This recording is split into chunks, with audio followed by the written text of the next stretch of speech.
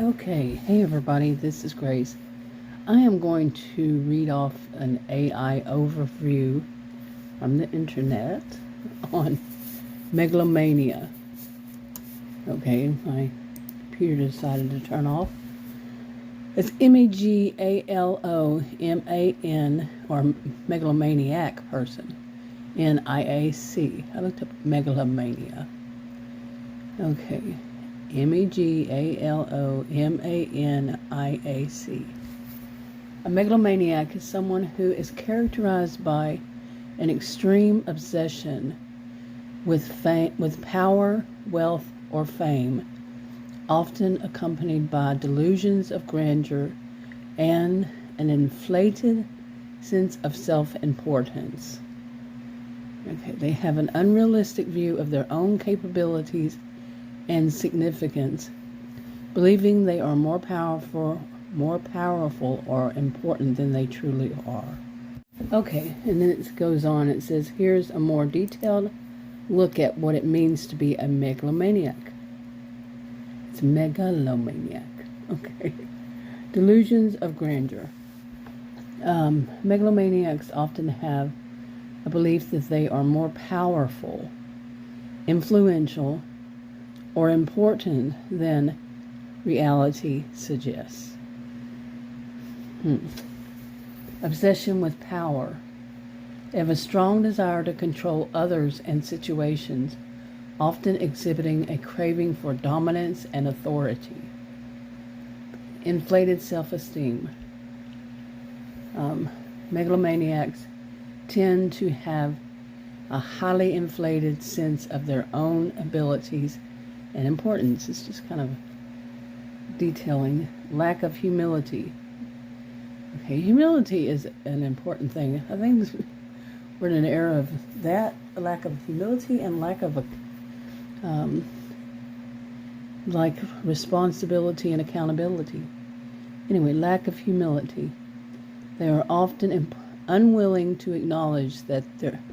Wait, let me start over. They are often unwilling to acknowledge their own flaws or mistakes, and they may struggle to accept criticism or constructive feedback. Grand schemes. They often engage in or fantasize about large-scale, ambitious plans that are often unrealistic or impractical. And then there's one, let's see. What is the difference between narcissism and megalomania? While related, they are distinct concepts. Megalomania, often a symptom of narcissistic personality disorder, is a delusional state where a person believes they are superior and powerful. Narcissism, on the other hand, is a broader personality disorder characterized by a grandiose sense of self-importance, a need for admiration, and a lack of empathy. Essentially, megalomania is a specific belief system, while narcissism is a broader personality pattern. Okay. Let's see. Okay, megalomania. Here's some more detailed breakdowns of what it says. Megalomania core beliefs a delusional belief in one's own superiority, power, and importance. How many of us have known people who have like a superiority complex? They do believe that they're superior to others and that they somehow have some kind of power and, like it says, an importance within, this group that they have in their mind quite often. Okay, let's see. Focus primarily on fantasies, like I said, in their mind, of power and grandeur. Motivation, driven by a desire to be feared rather than admired, and to exert control. Yeah, that one I think is the more important one so far of the difference between a megalomania and narcissism. In my view, driven by a desire to be feared rather than admired. The word feared, and to exert control.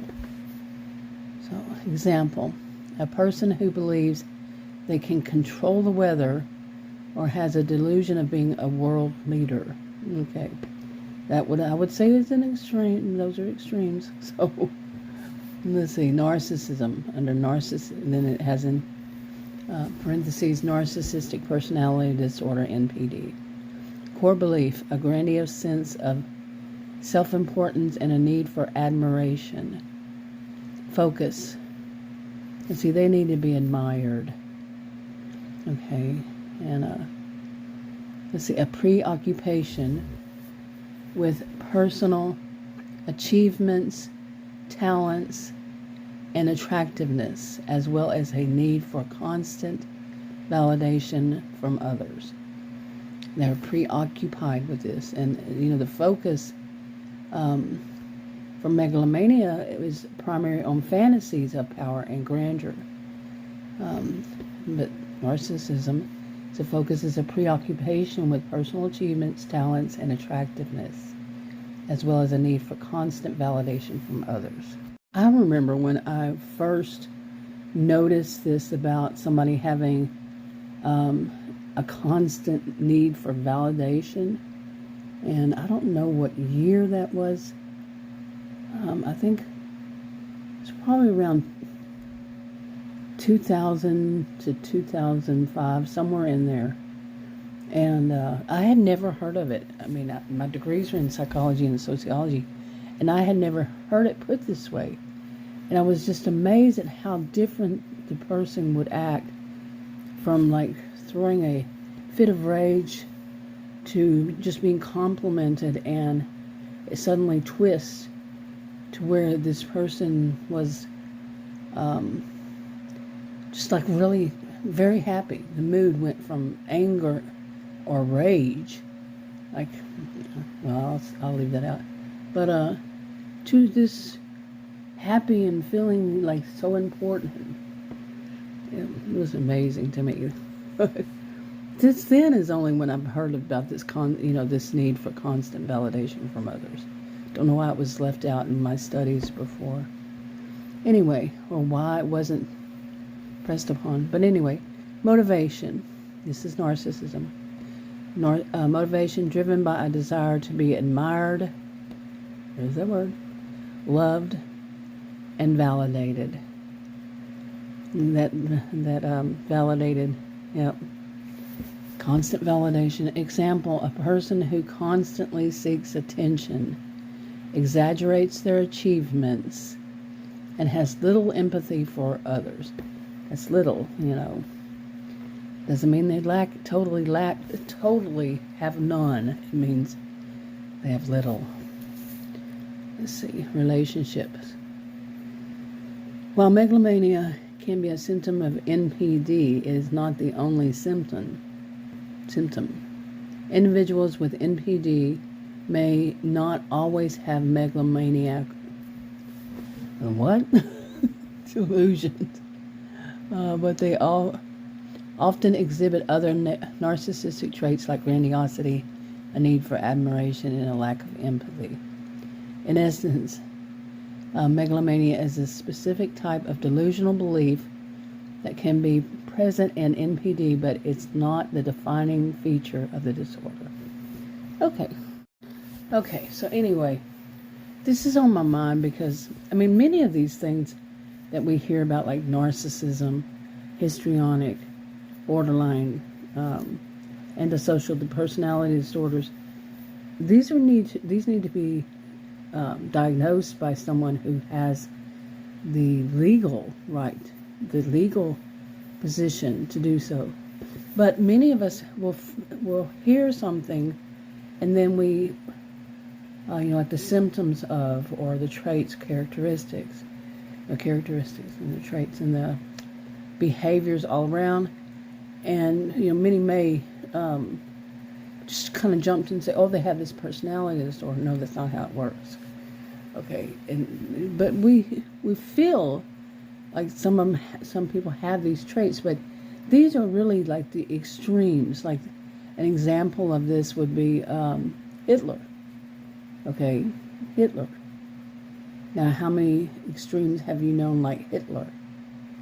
Okay, so that to get diagnosed with something, let me see, other megalomaniacs, there was Hitler, Stalin, Joseph Stalin, and Napoleon, okay, along this line, and Julius Caesar. And let me see. Yeah, there's Alexander the Great. You know, these are ones associated. It comes up. Has a lot of them. I don't know of some of them, so I'm not going to say. And woof, when it says modern examples, I won't speak of those. And I'm not looking for a political debate. Yeah, but anybody can look it up. That's their. If they want to, they do. If not, Anyway, but you know, we recognize some of this because it hints at that. Now, we really shouldn't diagnose. I mean, what does that hint at? If you're, yeah, you get it. But I have seen people who make me think of this, cause me to think, or I just think of this, and a lot of them are in medical. That need for, how does it put it here? The inflated sense of self-importance, for one, and that desire to control others and the situations, especially that. Because, like, for example, I was taught in graduate school that between the healthcare, mental, physical, and mental, well, their patient or client, respectively, it's the patient oriented. It's client oriented. It's not all. In other words, it's not all about the doctor. It's not all about the counselor, the therapist, the so on and so forth. Whatever it is, wherever you live, it's about the patient. And the client is what it was back then. I don't know what it is today. Things change so much. But that's like some would say, the patient of a counselor. Let's just use one. But my experience has been far too much is that whole bit of the control. And when I say no, I disagree with something. And I have disagreed with something because of the way, like, a medication has caused me to feel. And I've been through that, done that, not doing it again. When I was allergic to a medication and they wouldn't listen to me for 2.5 years. Nobody would figure it out. Okay? And so I'm not going to do it again. But people who have that strong sense of, the need to control, the desire to control others, and the situations, they're going to push for it. They're going to continue to push for it. And that's not the extreme. You see, it's not the extreme, but it's but it's there, and mild, some would say. Some would say maybe not. But anyway, that's why it's on my mind, and I want to dig deeper. I've done videos before about it, but I hadn't read the AI overview, so I wanted to do that. Anyway, I'm going to wrap this up. Talk to you on another video.